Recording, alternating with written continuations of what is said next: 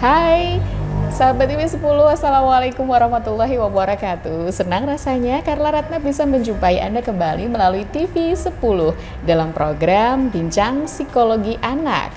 Bersama Carla kali ini hadir psikolog anak kita yang seperti biasa menemani kita untuk berbagi ilmu, sharing ilmunya dalam program Bincang Psikologi Anak. Nah, Bunda Tarika. Bunda Tarika, kabar baik Bunda? Alhamdulillah. Alhamdulillah. Saya ajak wedangan lagi Bun. Iya, betul kali ini kita sekali. wedangannya tuh di Grand Laguna Hotel and Villa ya Bun. Iya. Kebetulan juga ini dekat dengan rumahnya Bunda Tarika. Iya, ya, betul, Bun ya. iya. Terletak di Jalan Adi Sucipto nomor 101 Bluluan, Colomadu. Nah, ini untuk Anda yang mau staycation di kota Solo, ini bisa jadi pilihan Anda. Di sini kemana-mana tuh deket, akses ke bandara deket, kemudian ke mall juga deket, ke keraton pun deket ya Bun. Iya, betul. Nah, jadi nggak ada salahnya Anda pilih Grand Laguna Hotel and Villa untuk tempat Anda menginap jika Anda berkunjung ke kota Solo. Nah, kali ini saya mengajak Bunda Tarika untuk wedangan di Grand Laguna ini. Kalau Bunda Tarika ini tadi saya pilihkan wedang Rosella serai. Iya, Nah, betul sekali, unik Kak. kan ya, Iya. perpaduan antara Rosella dan juga serai. Nanti kita cicipin ya Bun ya. Iya. Nah, terus ini uniknya yang ada di Grand Laguna, sedangkan saya ini wedang uwuh. Nah, nanti coba kita cicipi apa bedanya dengan wedang uwuh yang sering kita nikmati. Tapi sebelum itu, kami ajak sahabat TV10 untuk ngobrol dulu seputar tumbuh kembang anak dilihat atau dari sudut pandang ilmu psikologi ya Bun ya. Iya, betul sekali Kak Nana. Sahabat TV10, salah satu momen terindah bagi orang tua itu adalah melihat anak mulai bisa berbicara. Ya Bun ya, betul sekali, bisa Kak. mengikuti perkembangan dia dari mulai kata pertama mungkin mama itu excited banget seorang ibu atau seorang mama ketika mendapati anaknya sudah pintar berbicara ya. Meskipun itu hanya satu kata saja. Biasanya kata pertama itu yang cukup jelas akan keluar pada saat anak berusia 1 tahun ya Bun. Iya, betul sekali. Biasanya. Iya. Nah, sejak kata pertama itu kemampuan bicara anak itu mulai berkembang seiring dengan bertambahnya usia. Namun, ada kondisi yang ternyata membuat anak ini terlambat bicara atau speech delay ya istilahnya ya betul Bun sekali, ya. Kak. Nah, kita akan berbicara tentang speech delay atau anak terlambat bicara. Anak terlambat bicara itu atau yang disebut anak terlambat bicara itu yang seperti apa atau di usia berapa? Oke, baik Kak Nana dan pemirsa TV10 di rumah. Jadi perlu kita ketahui dulu nih apa sih sebenarnya speech delay itu. Jadi di mana anak itu kecenderungan kesulitan untuk mengekspresikannya secara verbal. Verbal itu kayak kata-kata. Kemudian seharusnya dia bisa nih menceritakan, tapi dia malah lebih kayak meluapkan emosi tanpa dia berbicara. Tanpa berbicara, Iya, mungkin jadi mengekspresikannya dengan fisik gitu ya. Jadi dia jadi kesulitan untuk kayak kosakatanya juga terbatas. Kemudian dia juga tidak bisa langsung ngomong nih aku pengen ini, tapi dia masih kesulitan. Nah, kita perlu aware-nya kapan sih? Nah, perlu aware-nya adalah ketika usia anak itu sudah 3 tahun. Oh, ketika anak sudah 3 tahun. Karena ada beberapa orang tua tuh yang mengeluhkan, apalagi kalau anaknya tuh cowok ya Bun. Iya, betul. Sudah lebih dari 1 tahun tapi ternyata mungkin belum bisa mengungkapkan kata-katanya secara banyak gitu, kosakatanya itu belum mampu gitu. Betul. Itu belum termasuk terlambat. Iya, jadi kan setiap tahapan perkembangan itu setiap tahunnya kan ada tahapan perkembangan ya. Jadi kita tarik nih untuk ke 1 tahun ya. Sebenarnya komunikasi itu sejak dini ya. Jadi sejak menangis itu kan sebenarnya anak menangis itu kan sebenarnya komunikasi juga ya. Komunikasi Cuman yang keluar adalah tangisan. Iya, tangisan itu adalah sebenarnya komunikasi kita yang sudah menunjukkan komunikasi bahwa dia ini loh nangis, mungkin dia tidak nyaman dan apalagi. Terus kemudian tahap lagi ke 3 bulan sudah mulai mengoceh, babbling ya kalau istilahnya ya, kayak sudah mengoceh tapi belum beraturan. Akhirnya sudah mulai sempurna atau mulai itu usia mulai 9 bulan. Oh, usia 9 iya, bulan. 9 bulan itu dia sudah mama. Tapi dia belum tahu nih sebenarnya mama. Itu apa? Iya, semuanya dikatakan iya, mama gitu. Ya, mau tapi makan juga mama, iya, minum juga mama. Iya, betul sekali, baba gitu kan ya. Terus tapi yang mamanya udah seneng banget loh, udah pertama kali bisa mama. Nah, itu kan juga sebenarnya salah satu. Nah, kemudian usia setahun dia sudah bisa menyebutkan mama, papa, baba, dan itu sudah bisa. Kemudian naik lagi ke 2 tahun. 2 tahun ini dia sudah mulai nih 2 kata, mau semama nih, mau minum, atau mau num gitu kan, masih kata-kata terbatas lah mungkin di akhir kata-kata di akhir ya. Itu juga ini ya apa namanya, sudah mulai 2 kata tapi masih terbatas lah katanya gitu ya. Kemudian kalau usia 3 tahun dia sudah kayak aku mau makan, nah sudah membentuk satu kalimat sudah gitu ya, berupa kalimat ya. Iya betul. Nah makanya ketika setiap tahapan perkembangannya kok ada yang kita aware-nya nih ya, adalah kok ini belum bisa ya. Nah makanya gitu kita harus nih berikan stimulasi. Kita perlu aware kok semama ini 9 bulan atau apa ya, ditunggu dulu nih kok 1 tahun kok masih terbatas. Nah itu berarti juga kita aware juga apa sih yang harus dilakukan. Bisa nih minta bantuan dari dokter spesialis anaknya atau psikolognya. Nah atau enggak biasanya dalam buku KIA sebenarnya itu ada kan biasanya ke posyandu itu kan dikasih ini buku KIA itu kan di situ ada panduan-panduan nih, ini loh anak segini itu sudah bisa apa aja, kita checklist. Nah cek dulu kalau memang salah satu dari hal tersebut kok sudah masih ada yang terlewat, berarti kita konsultasikan bisa ke dokter, spesialis anak atau ke psikolog gitu itu. Ya Bun ya, jadi artinya kalau mungkin kita harus hafal tahapannya itu tadi, bahwa mungkin saat ini anak Anda di bawah 1 tahun, tapi sudah memiliki misalnya yang itu tadi bubbling itu tadi, itu juga sudah termasuk perkembangan. Berarti dia sudah bisa tidak termasuk delay ya. Iya, betul. Nah, kecuali kalau 3 tahun tapi ternyata dia belum memiliki banyak kosakata, bahkan masih yang diomongin juga masih terbatas sampai menyampaikan apa yang diinginkan, bahkan mengekspresikan emosinya saja dia tidak mampu, itu berarti patut diwaspadai. Begitu ya Bunda. Sudah termasuk dalam kategori kita aware nih, jangan-jangan anakku nih speech delay. Jadi itu 3 tahun lebih gitu ya, kalau masih dalam keterbatasan, dalam masih usia 1 tahun itu mau hanya itu aja yang dia kuasai, maka ayo kita perlu aware nih, jangan-jangan anakku ini termasuk yang terlambat berbicara. Oke, itu jadi untuk mengetahui apakah anak Anda termasuk yang speech delay atau tidak. Nah, sekarang Bun kita akan bicara tentang faktor penyebabnya dari speech delay. Kan nggak mungkin ya tiba-tiba anak kok nggak mengeluarkan suara. Ini anak saya saja 8 tahun itu sudah ini loh, pintar berkomunikasi loh, dia minta apa itu sudah bisa mengungkapkannya. Mungkin karena sering saya ajak bicara. Iya betul, betul. Nah, ada nggak sih faktor penyebabnya yang menyebabkan dia speech delay atau bawaan atau bagaimana itu sebenarnya speech delay? Iya, baik Kak Nana dan bersama Permisa TV 10 di rumah. Jadi yang pertama bisa nih faktornya genetik. Genetik tuh bisa jadi karena dia adalah ada keturunan nih dari keluarganya, memang biasanya dia terlambat berbicara. Oh, iya, bisa keturunan begitu ya? Betul. Kemudian ada juga beberapa penelitian, biasanya jenis kelamin juga. Biasanya anak cowok terkadang memang kayak lebih yang cenderung ke terlambat berbicara. Saya sering menemukan begitu, pasti anaknya tuh cowok gitu, orang tuanya pasti mengeluhkan, anakku belum bisa ngomong lancar loh gitu ya. Iya, tapi kalau itu dalam batas perkembangannya masih bagus, itu nggak apa-apa. Tapi kalau kok 3 tahun lebih kok dia belum masih dalam tahapan yang anak berbahasanya 1 tahun, nah maka itu kita perlu aware nih. Itu yang kedua ya, yang selanjutnya adalah faktor lingkungan. Lingkungan itu mempengaruhi, bisa saja nih yang pertama orang tuanya adalah jarang untuk mengajak anak ini berkomunikasi. Jadi ya mungkin kayak gini ya, perkembangan zaman nih. Sekarang kan gadget.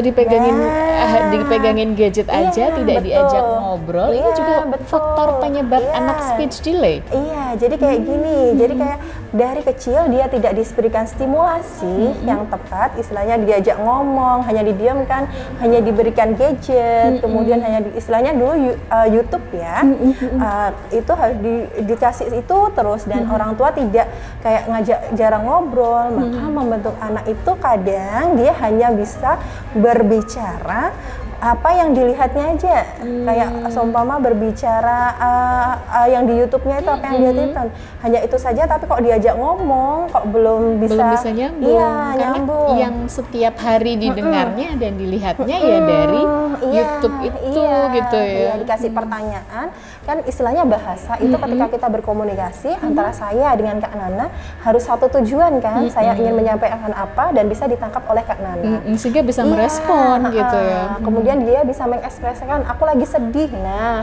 itu. Tapi kalau anak yang terlalu lama, itu karena dari faktor orang tuanya, pola asuhnya seperti itu, akhirnya dia terlambat berbicara, hanya bisa menirukan, tidak bisa istilahnya TikTok kayak kayak kita lagi ngobrol gitu, lagi saya ngobrol, bertanya, Bunda menjawab gitu, nggak ditanya, bisa ya. iya, jadi sudah makan atau belum gitu tuh, terus malah dia bercerita sendiri, nah itu kadang itu yang patut diwaspadai. Dan faktor penyebabnya adalah itu ya. Iya, jadi pola orang tua asuh, ini jangan sampai lalai. Lingkungan, karena yang membiasakan dia seperti itu dan jarang juga diajak komunikasi, maka jadi anak itu jadi kosakatanya terbatas. Seperti itu.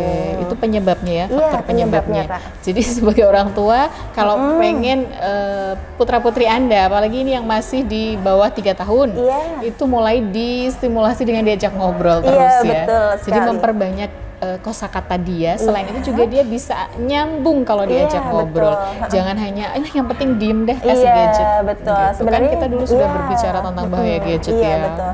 Sebenarnya Kak nggak harus umur usia istilahnya di atas 1 tahun ya. Sebenarnya sejak kecil pun, sejak dalam kandungan pun itu sudah diajak berkomunikasi. Karena apa namanya, janin itu kan sudah bisa merespon ya. Kemudian saat bayi juga bisa nih stimulasinya dengan cara satu, kayak orang Jawa itu kan istilahnya ada liling ya, dililing, diajak komunikasi. Itu adalah bagian dari menstimulasi. Stimulasi, iya.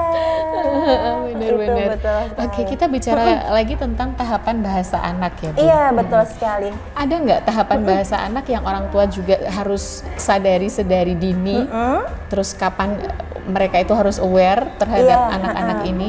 Iya, betul sekali. Jadi kan mulai dari ini ya, dari sebenarnya kalau usia 0 gitu ya, dari lahir dia nangis itu sebenarnya sudah komunikasi ya, sudah Kak, berkomunikasi. Ya. Kemudian tahapan bahasa juga dia sudah 3 bulan, kok dia sudah ngoceh-ngoceh sendiri, sudah gitu, tapi dia kayak bersuara sendiri. Terus kita coba deh kayak gitu, ketika anak itu sudah ngoceh kita respon, oh iya mau apa, iya ada cerita ya gitu. Nah sudah itu sebenarnya kita yang merespon ya. Merespon itu sebenarnya dia mengajak nih kita berbicara, walaupun kita belum tahu nih apa maksudnya ya, tapi itu sebenarnya salah satu juga stimulasi biar anak tapi itu biasanya ngoceh. Ibu-ibu tuh pinter kok. Iya. Orang lain tuh nggak paham apa yang dibicarakan oleh anaknya, tapi ibu itu paham, paling paham. Ini ngomong apa sih? Nah, ibunya yang bisa menerjemahkan. Oke, tahapan bahasa anak. Nanti akan kita lanjutkan lagi, lalu bagaimana cara mengatasi speech delay terhadap putra-putri kita. Jangan kemana-mana, tetap di Bincang Psikologi Anak. Kami segera kembali untuk Anda. Tetap di TV 10.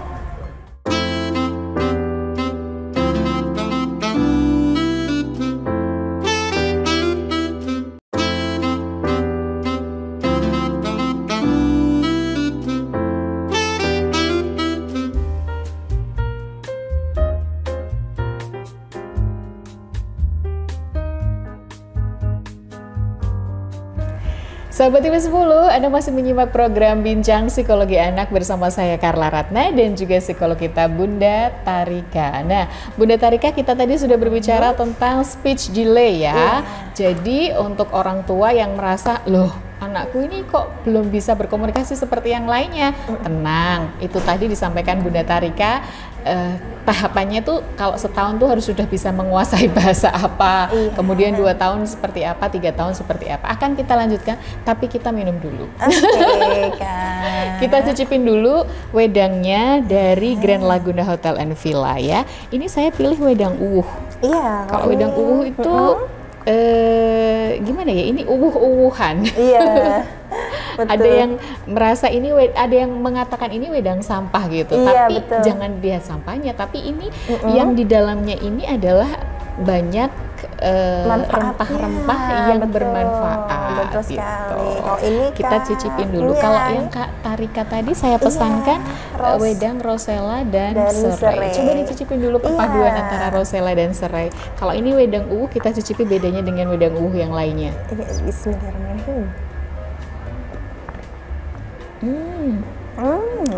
Aduh, enak sekali, Seger mantap, kan? rempahnya begitu terasa dan manisnya juga pas. Artinya nggak terlalu manis ya, manisnya ini gula batu kalau nggak salah ya, bener ya. sekali. Jadi perpaduannya pas banget. Ini juga enak kan? Iya, selain menghangatkan juga manfaat lainnya dari rempah-rempah yang ada ini bisa Anda ambil. Tapi Anda bisa menikmatinya juga kalau Anda staycation di Grand Laguna Hotel and Villa. Bicara tentang tahapan bahasa anak Bunda, tadi dikatakan dari usia dia 0 sampai 0 sampai 3 bulan. 3 bulan tadi kan dia sudah bisa nih ngoceh. Berarti ketika dia sudah bisa ngoceh, kita respon walaupun Direspon kita belum kita tahu nih apa sih artinya gitu ya. Tapi istilahnya kita, oh iya, Dek mau cerita ya. Iya, mau cerita apa. Nah, setelah nanti biasanya ya sekitar 9 bulan dia sudah bisa nih mengatakan mama secara berulang, ba seperti itu. Nah, dia masuk nih usia 1 tahun, dia sudah bisa mengucapkan papa, mama, seperti itu. Semakin bertambah ya bertambah. setiap bulannya. Kemudian usia 2 tahun, dia sudah bisa nih kayak bisa mau makan gitu. Nah setiap pipis gitu udah bisa ya. pipis, Itu berarti sudah bisa toilet training ya, Bun? Kalau toilet training kan tergantung dari pembiasaannya pembiasaan di ini ya. Tapi kalau sudah istilahnya dia sudah bisa mengucapkan, lebih baik kita mulai yuk toilet trainingnya. Jadi kan sudah tahu ini mau udah dia ngerasa udah bisa mau pipis, mau pipis. Sudah bisa mengungkapkan itu tadi. Iya, itu betul sekali. Kemudian pas 3 tahun dia bisa membentuk suatu kalimat semua, aku mau makan gitu. Nah itu setiap 3 tahun. Nah ketika speech delay itu berarti ketika dia lebih dari umur 3 tahun, tapi tahapan perkembangan bahasanya masih di bawah itu, maka kita harus aware.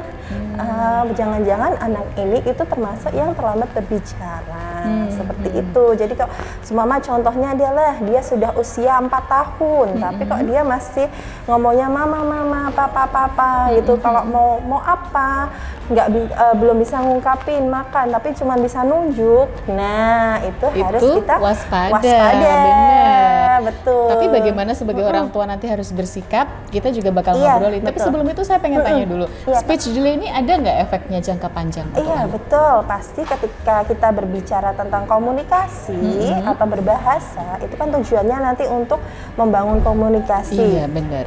Istilahnya adalah mengungkapkan apa sih yang dia pingin, karena biasanya ketika anak yang punya nih gangguan atau hambatan dalam berbicara, otomatis ketika dia tidak bisa mengatakan apa yang diinginkan, dia malah jadinya marah-marah. Jadi kayak sebel sama dirinya sendiri, karena aku loh maunya itu, tapi kok karena orang tidak lain tersampaikan dengan baik, jadi tidak paham kan orang lain. Jadinya dia jadi sebel sendiri. Betul. Nah pasti otomatis jatuhnya ke emosinya kan ya.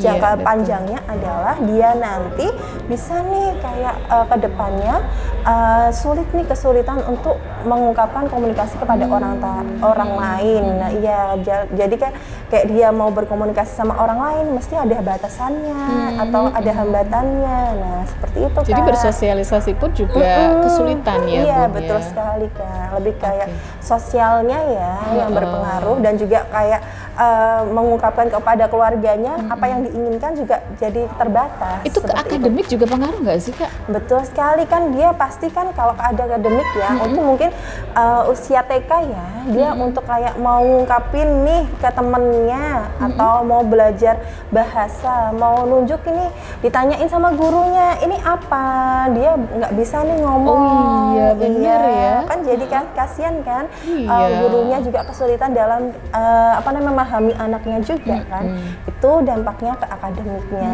Jadi gurunya istilahnya mendeskripsikan nih tentang anaknya kesulitan ini, juga. ya kesulitan juga.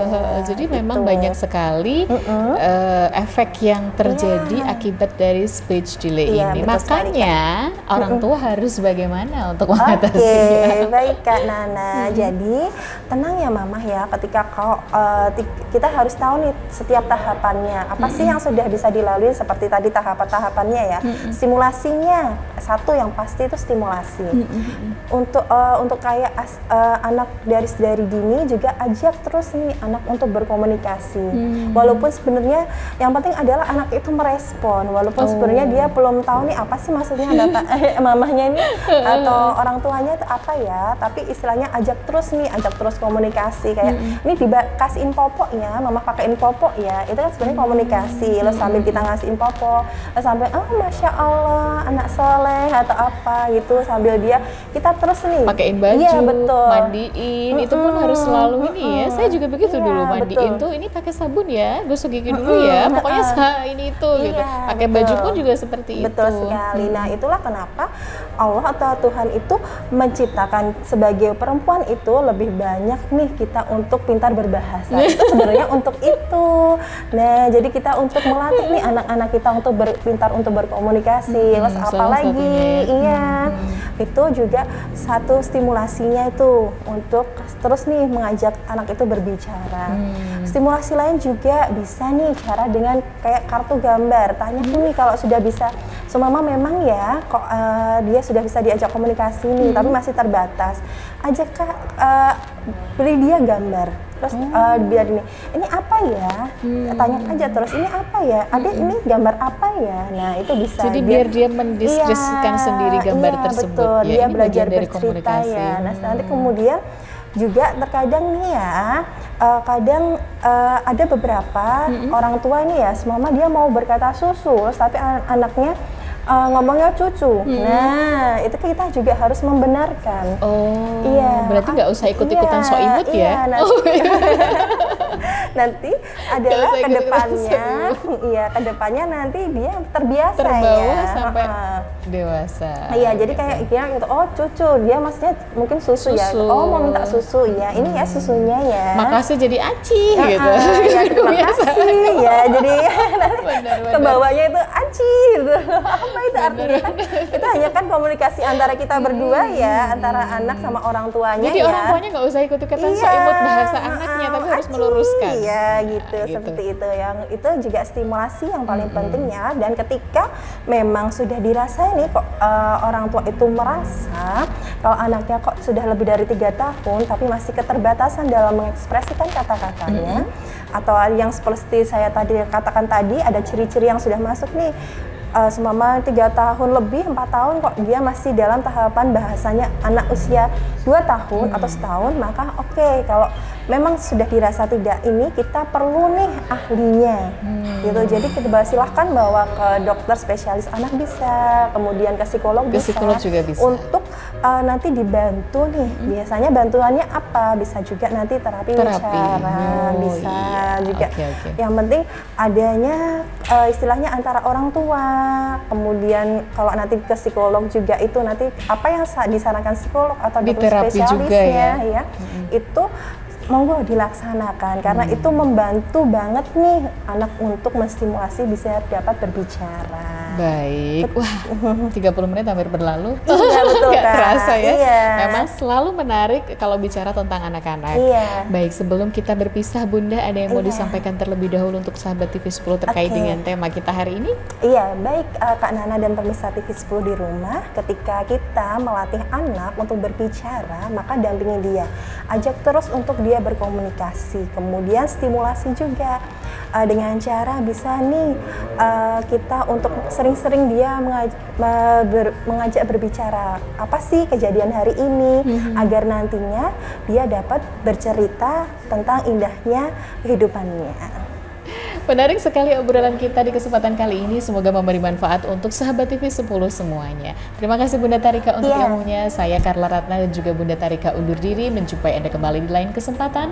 Tetap bersama kami di TV 10, inspirasi dan edukasi. Wassalamualaikum warahmatullahi wabarakatuh. Sampai jumpa.